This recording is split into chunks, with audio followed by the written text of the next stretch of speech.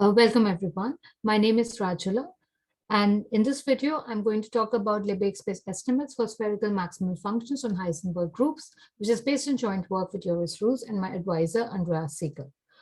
Before I begin, I would like to thank the organizers of the Happy Seminar series for giving us PhD students a platform to talk about our work. So let me begin by briefly introducing myself. I'm Rajula, a fifth-year graduate student in mathematics at the University of Wisconsin-Madison, and my advisor is Professor Andreas Seeger. My research interests lie in singular and Fourier integral operators and the application of the latter to maximal spherical operators on the Heisenberg group. I've also worked on problems involving orthonormal wavelet basis in function spaces and about future plans. So I plan to graduate in the July of 2022, and I'm interested in postdoctoral positions beginning fall of the next year. So let me start by talking briefly about the basic setting. So we would be looking at the Heisenberg group, which I should denote by Hn. And the Heisenberg group Hn is of Euclidean dimension d equals 2n plus 1. Okay, and we shall write any element x on the Heisenberg group in this manner. So the first 2n coordinates will be denoted by x underbar, and the last coordinate will be called xt. And in this exponential coordinates, the group law is given in this manner. So in the first 2n coordinates, you have a simple sum of the respective coordinates, but in the last coordinate, you have xd plus yd plus a Heisenberg twist, which is given by this bilinear form involving the first 2n coordinates. And this bilinear form is represented by this 2n dimensional matrix J, which is a standard symplectic matrix, meaning the In over here is the identity matrix of dimension n. For example, if you want to write this out explicitly in the case n equals 1, meaning the total dimension of the Heisenberg group is 3, so the Heisenberg group law is given in this manner. Again, in the first two coordinates, you have a sum. In the third coordinate, you have x3 plus y3 plus this twist x1, y2 minus x2, y1.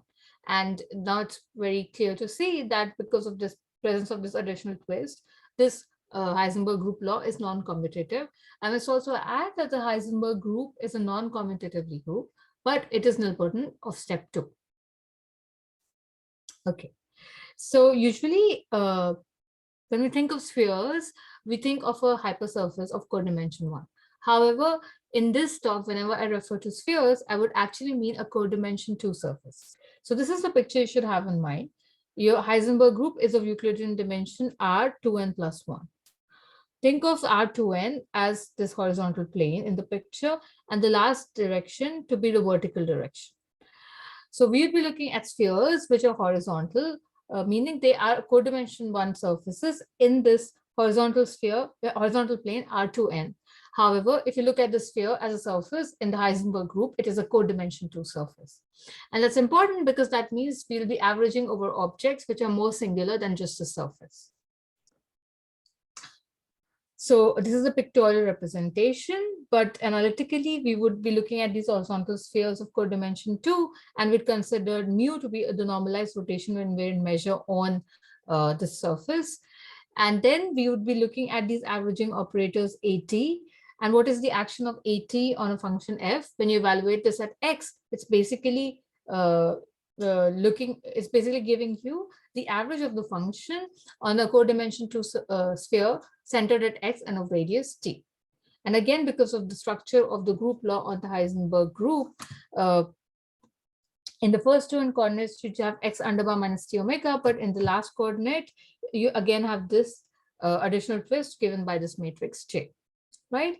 And now when we are talking about maximal functions, we can talk of the global maximal operator, where you take a supremum over averages or corresponding to spheres of all possible radii t greater than 0. However, in this talk, we will be focusing on results for the local maximal operator, meaning the supremum is taken only over radii at a fixed scale, in particular in the interval from 1 to 2. Right? And the idea is that averaging a function over these nice surfaces should regularize the function in some way.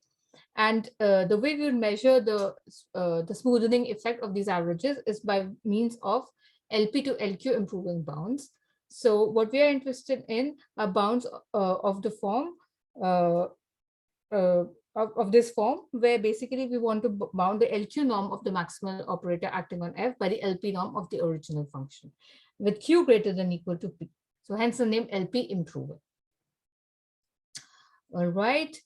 Uh, so we would be focusing on the Heisenberg group, but let me give very quickly give a brief history of the Euclidean spherical maximal function, which is where the story started. So this was in 1976 when Stein proved an LP boundedness result for the global maximal operator in the Euclidean case. And he showed that this operator is bounded on LP functions on Rd with d greater than equal to 3 in this optimal range, P greater than D over D minus 1. So he also showed a counterexample which shows that this range is the best possible range. And for dimension C greater than equal to 3, he did show the LP boundedness result in this range. However, this result was not valid for in the case D equals to 2. And notice that when D equals to 2, this range is actually P strictly greater than 2. So that was the problem, because in the planar case, L2 methods were not available. And so the result was considerably harder. And that is why it took 10 more years when this result was finally extended to the case D equals to 2 by Boca. And after that, there were a slew of results, more generalizations. For example, in the variable coefficient setting for Fourier integral operators by Mukhenhop, Seeger, and Saw. And then for the local maximal operator, first Schlag and then Schlag and Sog proved near optimal LP to LQ estimates. And later, Lee proved some weak endpoint results, weak type estimates at some of the endpoints for the local maximal operator. So all of this happened in 90s to early 2000s, but more recently, the spherical maximal operator has gained prominence again, because in 2017, Lacey proved some new sparse bounds for the Euclidean global maximal operator by using the near optimal LP to LQ estimates of Schlag and Sog as an essential ingredient. And then what about the Heisenberg group? So the maximal operator that we described on the Heisenberg group was introduced by Nevo and Tangavelu in 97. And a sharp result for the full global maximal operator, analogous to Stein's result for the Euclidean case, was proven, interestingly enough, in two papers using two very different techniques, which appeared in the same year in the same journal. So the first paper was by Narayanan and Tangavelu, and the other paper was by Muller and Seeger. And the techniques we'll be discussing in this talk would be related to the second paper of Muller and Seeger, right? And what was the result that both of these papers established? They showed that for n greater than equal to 2, the LP boundedness of the global maximal operator on the Heisenberg group holds if and only if P is greater than 2n over 2n minus 1. And again, this result is only valid for n greater than equal to 2. In fact, for n equals 1, this problem is still open on H1 as regarded to be quite hard. So all the results in this talk would be for n greater than equal to 2. Right. And now, so the previous slide was about LP estimates for the global Heisenberg maximal function. But let's now look into LP to LQ estimates for the local spherical maximal operator on the Heisenberg group. So this operator was considered in 2020 by these four authors. And in line with Lacey's approach for the Euclidean case, what they wanted was to establish sparse bounds for the global maximal function, but in order to do that, they needed to first establish LP to LQ estimates on the local maximal operator. And this was the result they established. So they came up with a triangular region with 3 vertices, and they showed that whenever 1 over P, 1 over Q belongs to the interior of this triangular region, the LP to LQ estimate for the local maximal operator holds. But the question, if this result was sharp, was still open. So this was our motivation to work on this problem, to get sharp results for the LP to LQ problem for the local maximal operator on the Heisenberg group. And in 2021, we were able to prove this almost sharp result. So this is a theorem of Joris Roos, Andreas Seeger, and myself. So basically what our result says is this. Again, we are we are intersecting of the Heisenberg group for n greater than equal to 2. And what we were able to do was we came up with a quadrilateral bounded by these four vertices. So points Q1 and Q2 lie on the diagonal, while Q3 lies on the anti-diagonal. And then we also have a fourth point Q4, which does lie on a line passing through the origin, but this is not the diagonal. And we showed that if the coordinates 1 over p, 1 over q lie in the interior of this quadrilateral, then you do have LP to LQ boundedness for the operator M. And in this way, we were able to improve the positive result in the previous slide. However, our result is also almost sharp, which means we were also able to show that if 1 over p, 1 over q lies in the exterior of this quadrilateral, then the LP to LQ boundedness fails to hold. This was our result essentially. And it's always nice to have a picture. So let's see that. So this is the region that we came up with. Again, points Q1 and Q2 on the diagonal, Q3 on the anti-diagonal, and then Q4 is a fourth point.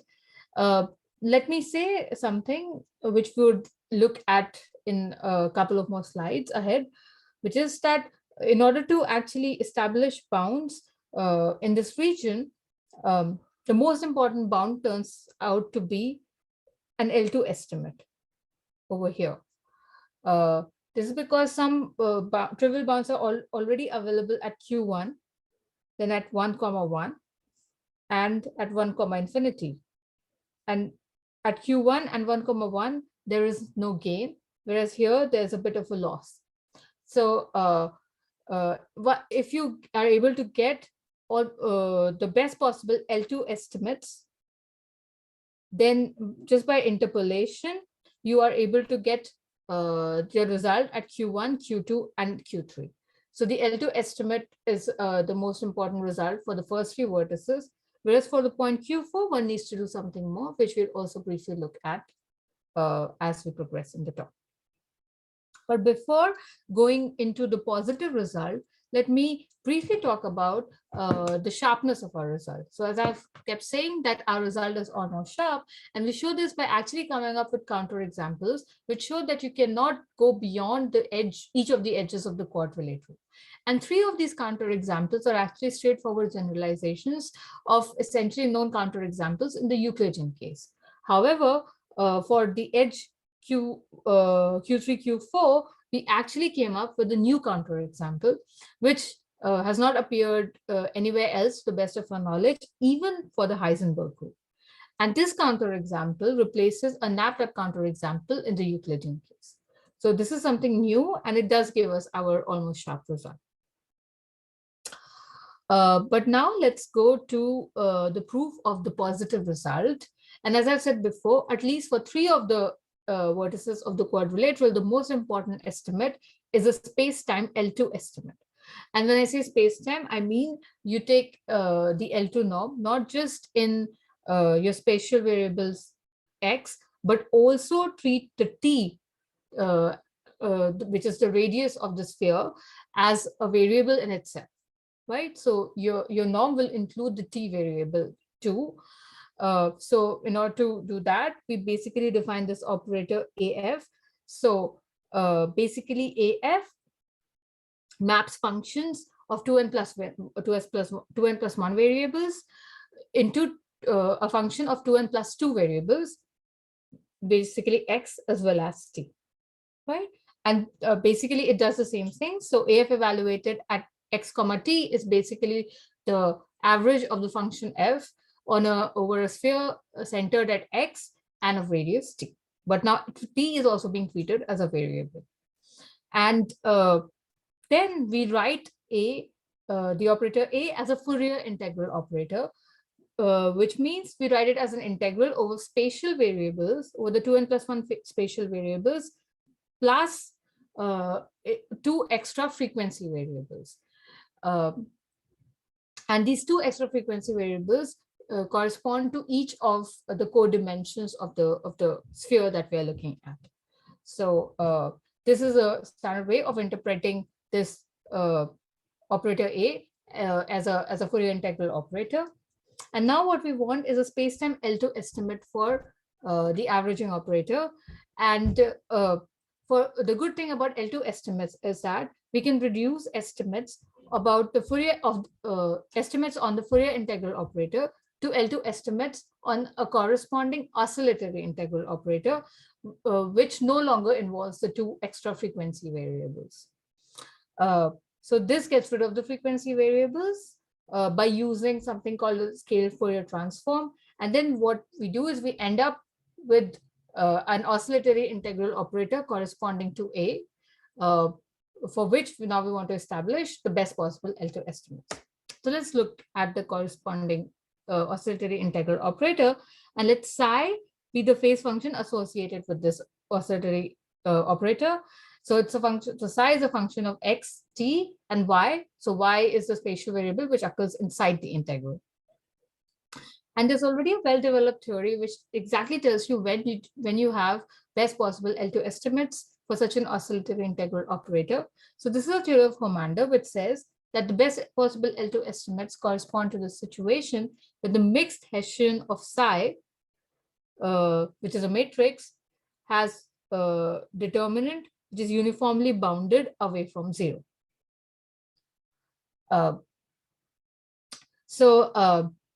Another question which arises is, if in our case we do have this nice condition, which is called the condition of non-vanishing rotational curvature. But unfortunately, in our case, we do not have this non-vanishing determinant property for a very silly reason, which is that when we look at the mixed Hessian of psi in our case, this, so we first take derivative with respect to x comma t, so x and t, and then followed by derivative with respect to y. But this matrix is actually going to be of dimension 2n plus 2 cross 2n plus 1. So 2n plus 2 corresponding to the x comma t variables, and then 2n plus 1 corresponding to the, so this is 1 y variable, right? And of course, such a matrix is not invertible. It's not even a square matrix, right? So just because we have an extra variable t now, because of this, the non-vanishing determinant property does not hold, and we do not get, so this is no longer the case of non-vanishing rotation curvature. But this condition fails to hold because of a very silly, almost a silly reason, which is that we have one extra variable. So the natural thing to do is to maybe freeze the extra variable, and the most natural choice of variable to freeze is, of course, the time variable. So the idea then is to freeze t and then get a fixed time L2 estimate for this operator AT for each fixed t, right? And once you get that, then you can always integrate over the time variable t over the interval 1 to 2 to get your L2 estimate, right? However, this naive approach goes wrong, and we do not get the best possible L2 estimate still. And now the reason why this goes wrong is more deeper. So even if we look at fixed time L2 estimates and look at the Hessian of the phase function with respect to just the x and y variables, the determinant of this Hessian would still vanish. In fact, if you look at the surface described by this equation of the vanishing of the determinant, this is actually what is called a fold surface, and which gives rise to a fold singularity. And this was already shown by Muller-Seeger in their paper, where they established LP bounds for the global maximal operator. So then the problem is that even if you just look at fixed time L2 estimates, there's a surface of which the determinant still vanishes, and the closer you get to the surface, the worse your L2 estimates become. All right. So then, how do we proceed forward? Okay. So it seems like just using fixed time L2 estimates everywhere does not work. But now we do have an extra variable, time, the t variable. Why not use it? So away from the fold surface, since the fixed L2 estimates are good, let's still use the fixed L2 estimates away from the fold surface.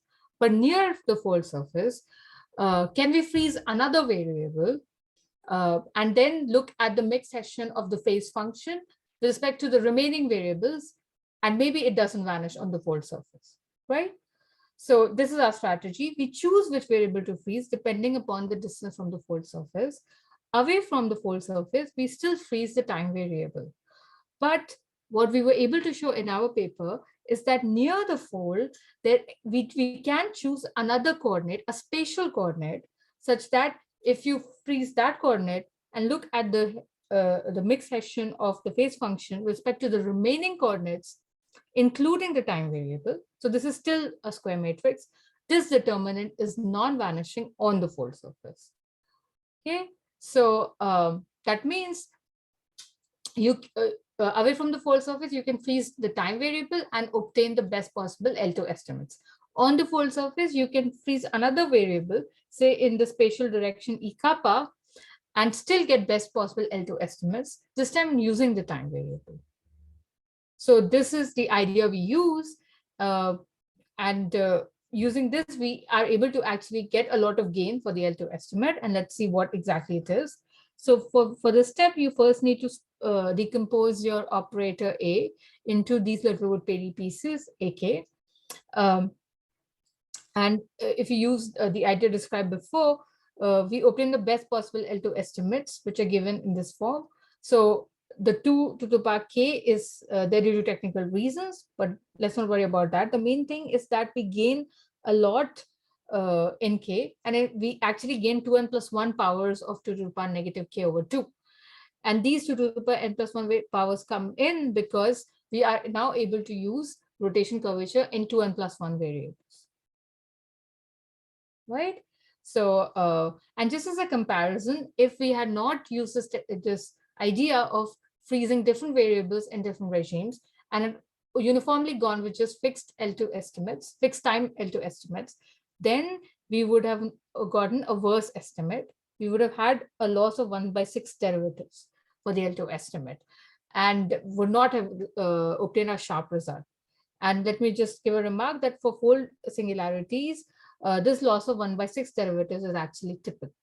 And this kind of idea has been used before by Narayanan Thangavelu and Junil Kim in their papers.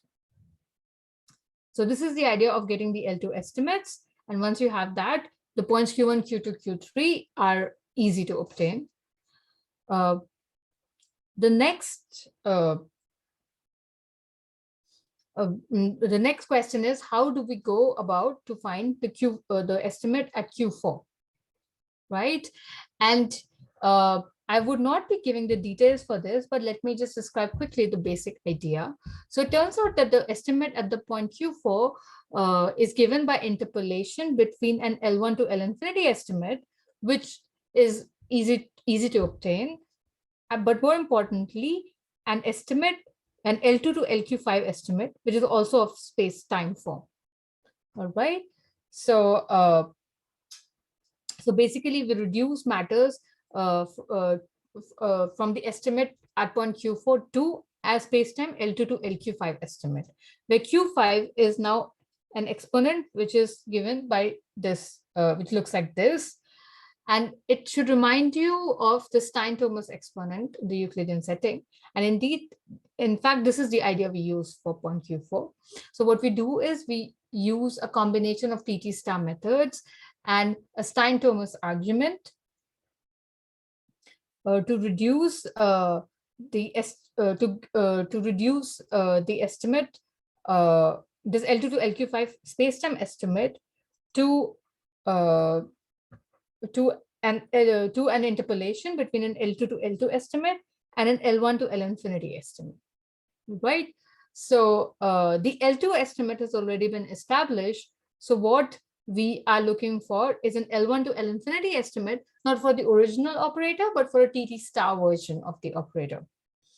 And it turns out that the L1 to L infinity estimate also depends on the geometry of the phase function.